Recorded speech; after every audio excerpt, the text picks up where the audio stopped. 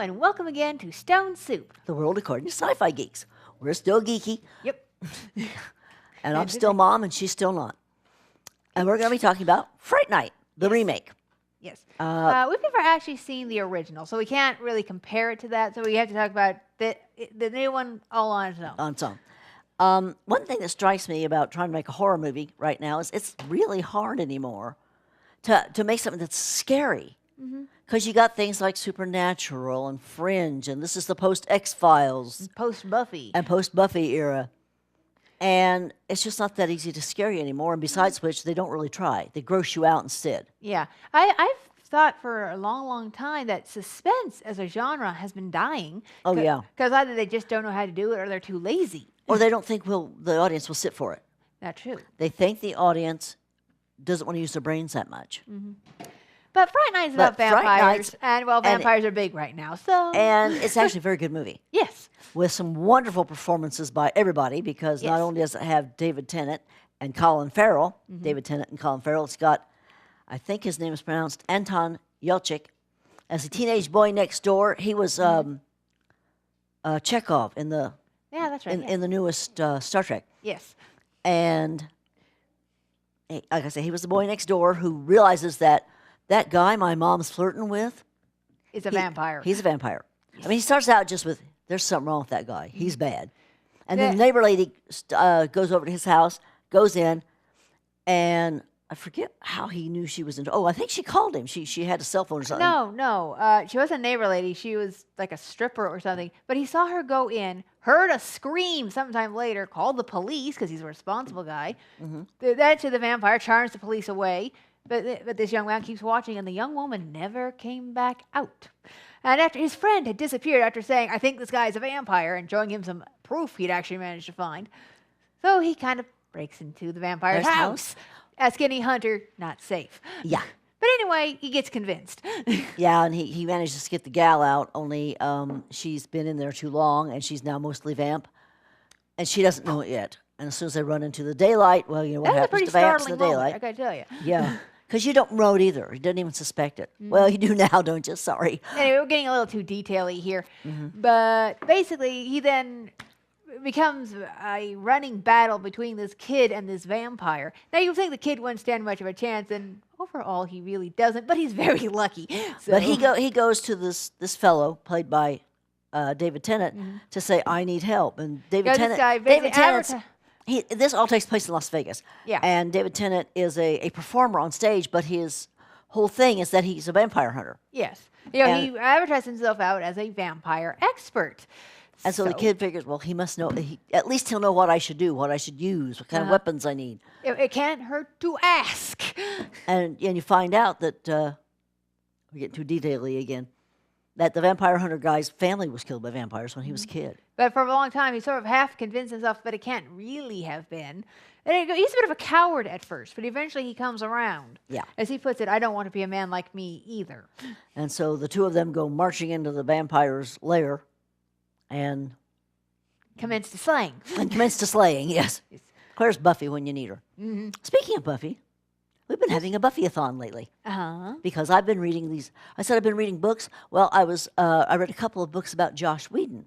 And that got me to thinking, I need to watch Buffy again. I haven't seen Buffy in quite a long time.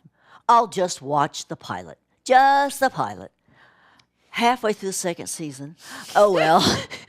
What can you do?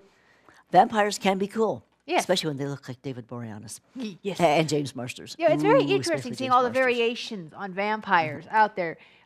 These, similar to what Joss Whedon did, is that most of the time, you know, he's this lovely piece of beefcake. But when he's ready to feed, out comes the monster. He suddenly changes, and he does not sparkle. And I think vicious, nasty, sharp, pointy teeth. Yes, I think they called it what they called in Buffy too, the game face. Put on your game face. Okay, I'm ready. Yeah.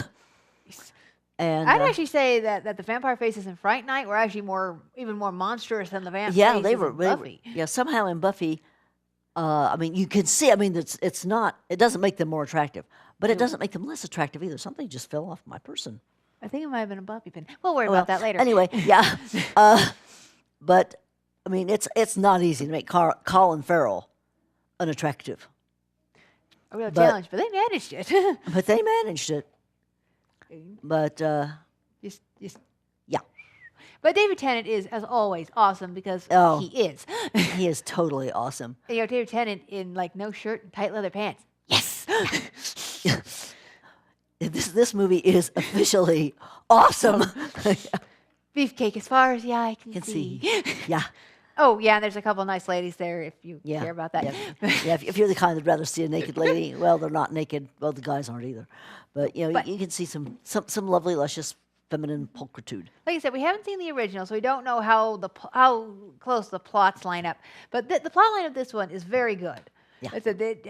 It actually went for genuine, oh, crap, as opposed to, oh, gross jumps. Yeah, really. Which we appreciate. I mean, there's this one moment when the vampire, because he can't get into their house because they got smart in time not to give him an invite, marches into their yard and proceeds to do something that will destroy their house on the grounds that I don't need an invite if there's no house.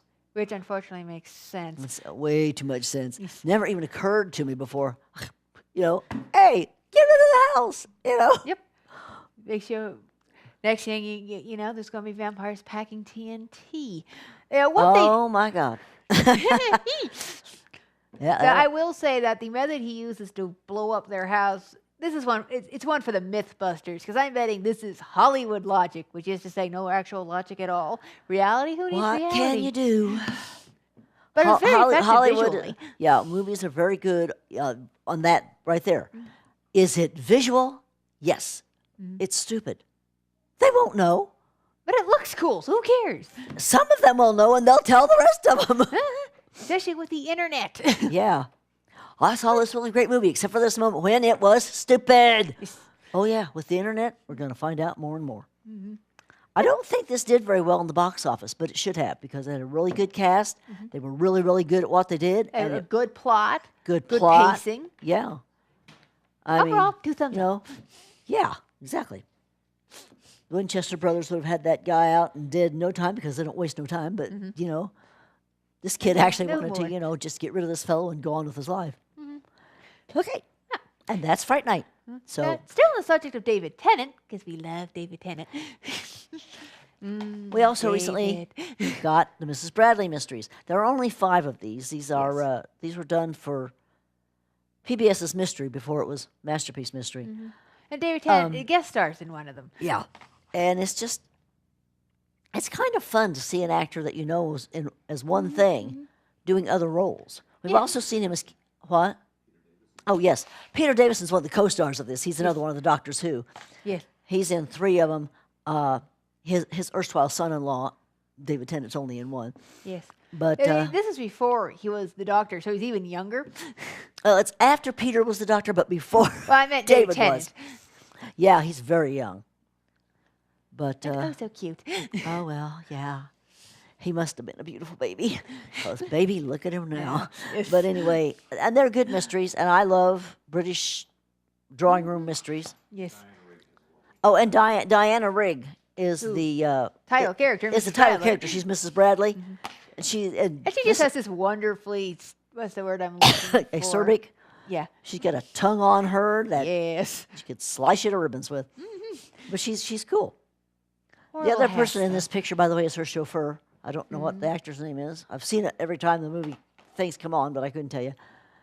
But Peter Davison plays a cop. Yes. Who shows up and helps her, and sometimes he calls her to help him. I don't know quite why, but you know, because that's another one of those things that wouldn't really happen in real life, but it works for the book, so that's what we're going to do. Yeah. But you can't blame Well, Hollywood actually, for does that she have one. like a degree in psychology? Yes. I think they said she was a psychologist and something else. She has degrees in 2 things. So That's probably why he called. yeah. And why he can call her. I'm just calling Early her in for her profiling. psychology. Yeah, she's like a profiler. But anyway, again, Amazon.com.co.uk, Mrs. Bradley Mysteries. If you want to have a quick look at David Tennant as a young, what's the word I'm looking for? Musical teacher. Yeah, music teacher. Yeah, at an all-girls school. Yeah, like that wouldn't cause any problems. Anyway, that's all we have to say about these things. So They're good. They're fun. fine. Check them Check 'em out. out. Bye-bye. Bye-bye.